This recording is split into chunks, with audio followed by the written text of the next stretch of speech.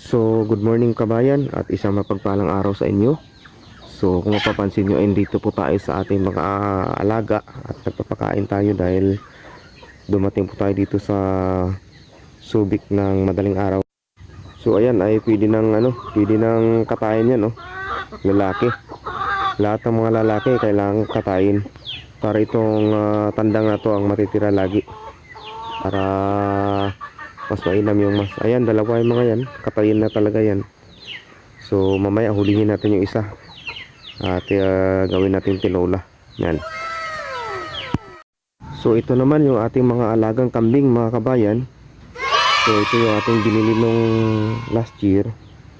Kasama tong isa. Dalawa kasi yan.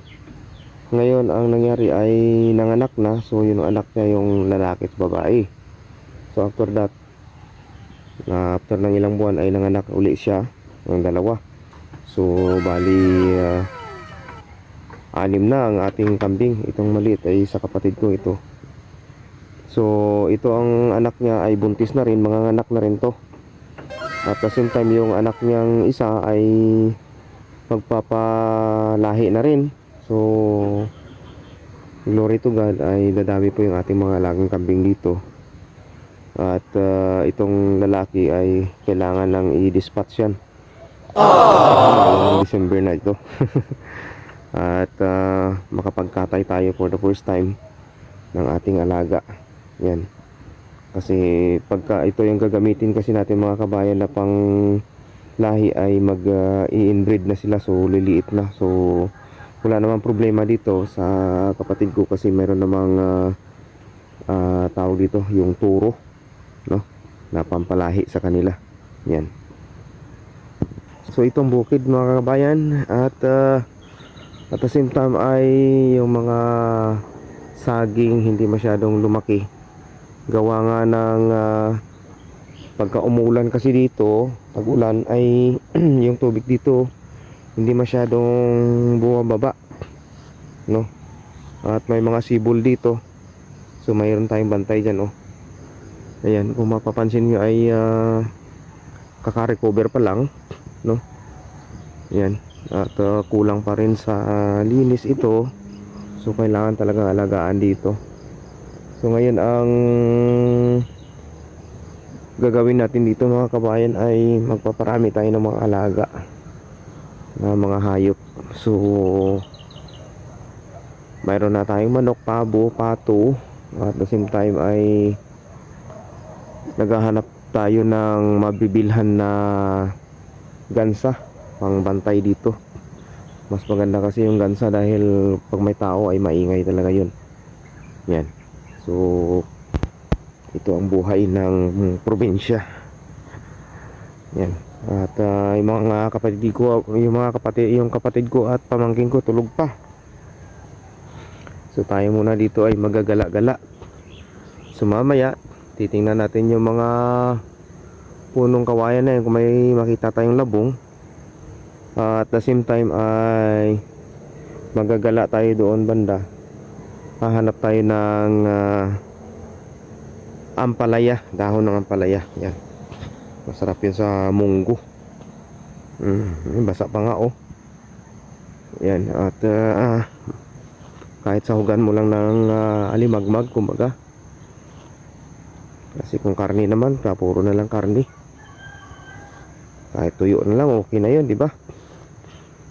Mas masarap pa nga yan kung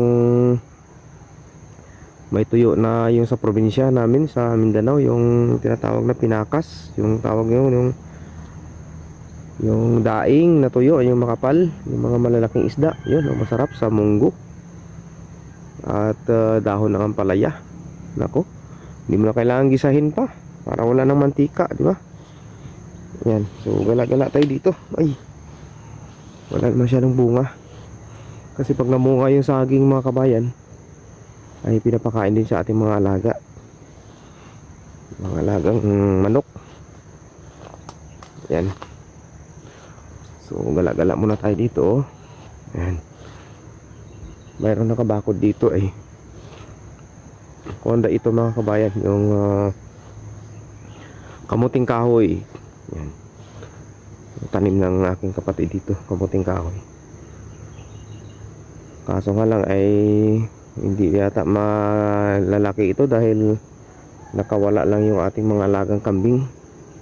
So kung napapansin nyo doon banda mga kabayan, yung mga tinanim natin mga saging saba doon ay banda ay lumaki na rin. Kaso nga lang puno na ng ng sagbot, damo.